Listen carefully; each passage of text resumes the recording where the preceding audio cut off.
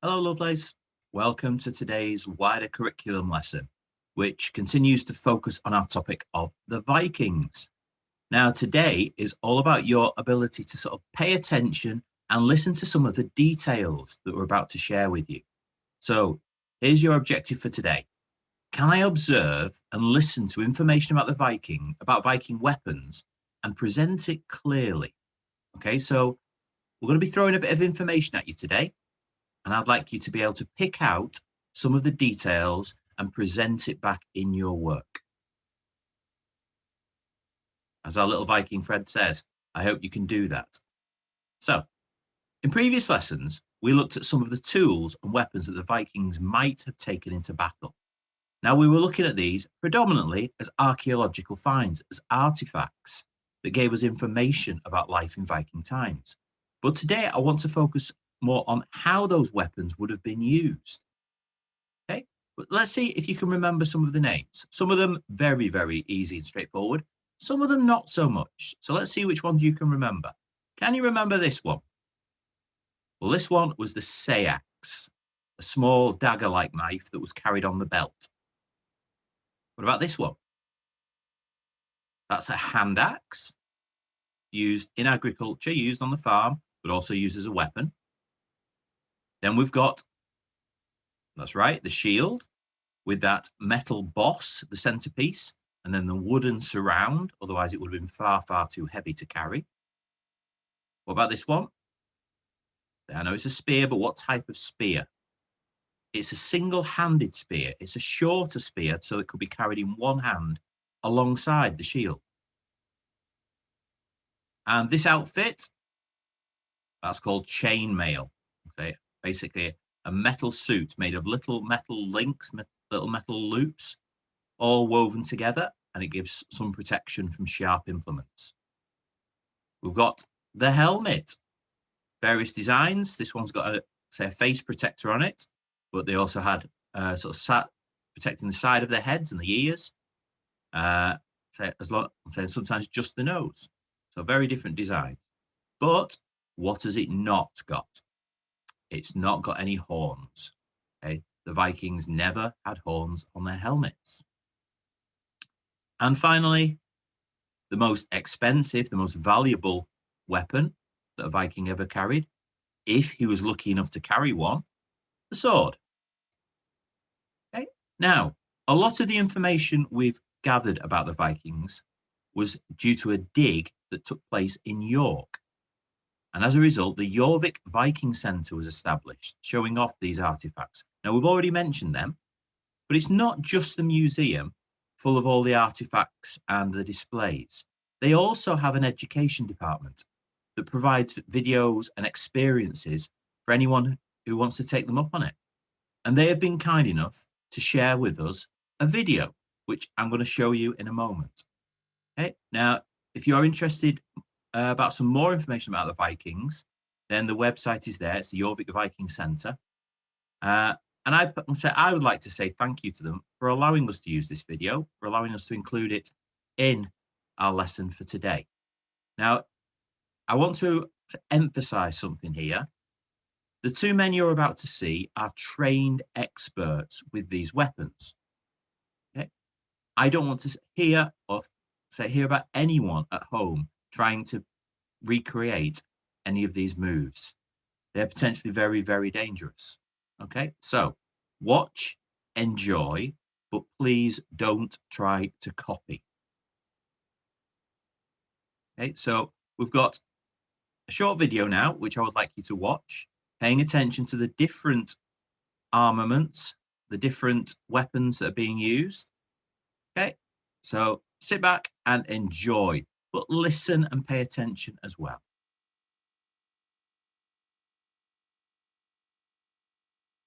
Good day. We're going to tell you about Viking weaponry. We're going to show you what they used and how they used it.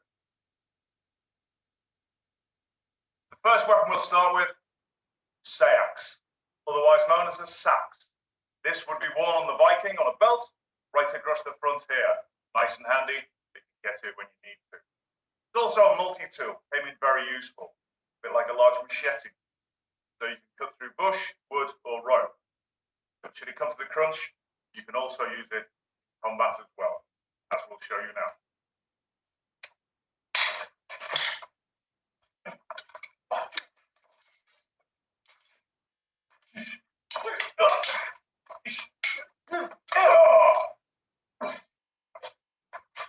Deadly weapon. Another Viking weapon is the hand axe. One of the most common weapons. A lot of Vikings were originally farmers, and if you were called into battle, what's the first thing you're going to grab? The biggest, sharpest item you have on your farm. This would be the type of axe that would be used on a farm. A multi-tool, again, chopping the wood, cutting up large bits of meat and bone. This is a more specialized item. This is a bearded axe. This part here is the beard, which is on the face of the axe. Now this is known as a skegox. Your skeg is your beard. Now this comes in very useful. During combat, this can be used to gain entry to your enemy if he has a shield. What you can do is you can use it in a chopping action, try to get through, but if you catch their shield, you can pull it out of the way, thrust in, and you'll reap where you want to be. Another movement can be the disarm. Once you catch their axe or even a sword, you can twist and remove it from their hand, disarming them with the hand axe. A very useful item. Probably not thrown in battle because you wouldn't want to discard your weapon, but could be used in recreation just to keep your target practice up. The next item we're going to show you is the single-handed spear. Useful item to have on you, but again, quite a common thing you'll see. Spear being one of the staples of Viking warrior. This would be used in one hand, much like the axe would, and you would have a shield in the other. Very hard to get through to. And of course, you've got a further reach. Now, if I had an axe, all I have to do is get past the point there, like so.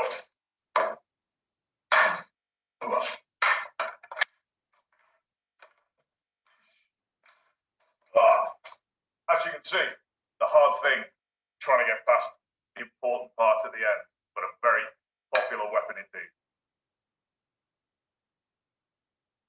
Another weapon used by the Vikings was the double-handed spear. Some of these 8, 9 feet long. Handy thing to have. Quite a common item as well. But of course, if you've got both hands on a spear, you have no defense. And this is where your shield brother comes in useful. I will be a shield brother in a shield wall. And he, behind me, but he has more reach. He can see things I can't. I can open people up, and he can then stab through. Also, we can move around quickly. I can get him where I want him.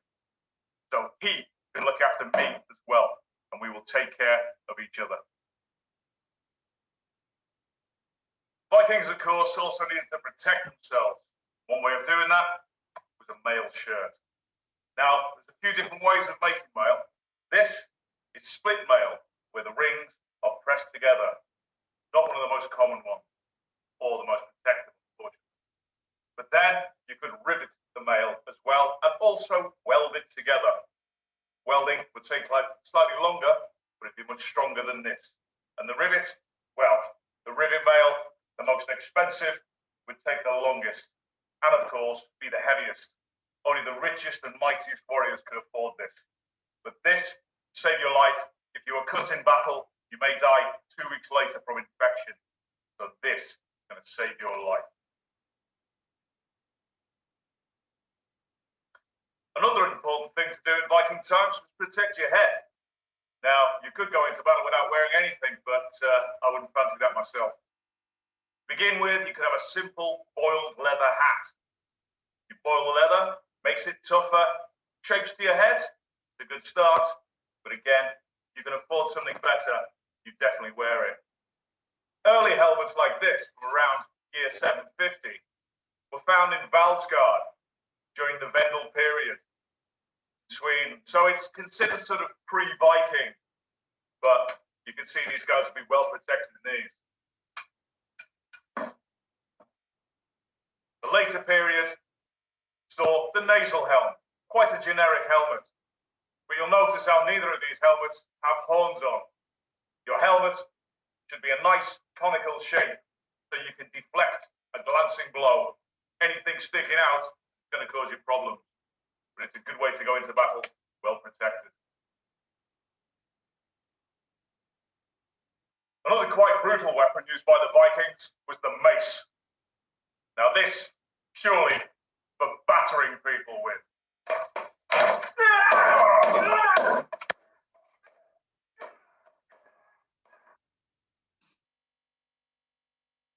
The ultimate fighting Viking weapon, the sword. The most expensive, the one made purely for battle, and only used by the professional warriors who could afford one. These were very expensive, and they were handed down in the families. Sometimes the Vikings would imbue them with the spirit of their ancestors. By adding the carbonized bone of their ancestor to the iron, they would create a stronger sword, a steel weapon. This is how they were used.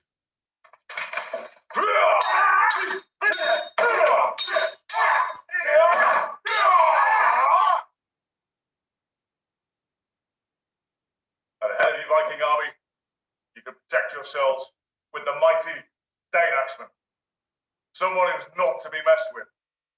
The famous Viking at Stamford Bridge, said to be on the bridge, keeping back a whole army with his Dane axe. These could cleave a man and horse in two with one blow, not to be trifled with.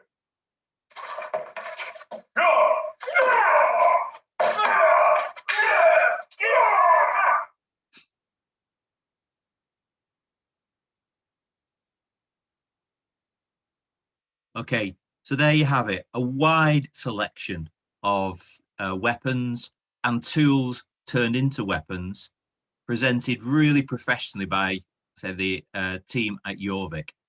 Now, your first task today is to choose any three of those weapons described. Your choice. It could be one of the different axes, one of the spears, the sword, the helmet, shield, chainmail. It is entirely up to you. I would like you to choose three of them.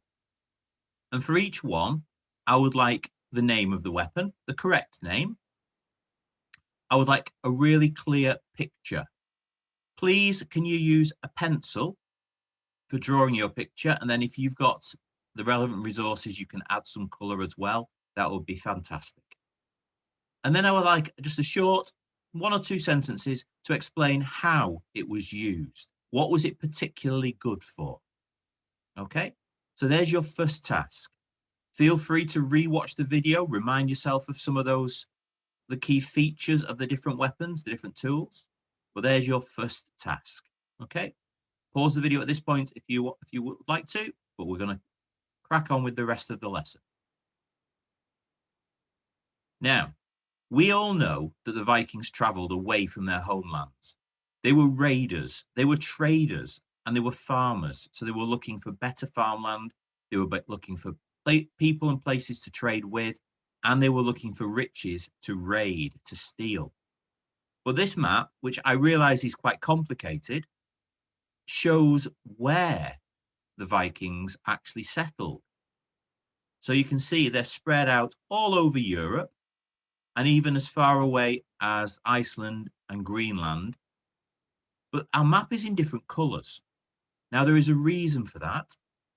The different colors indicate when Viking settlements were created or were found in these places.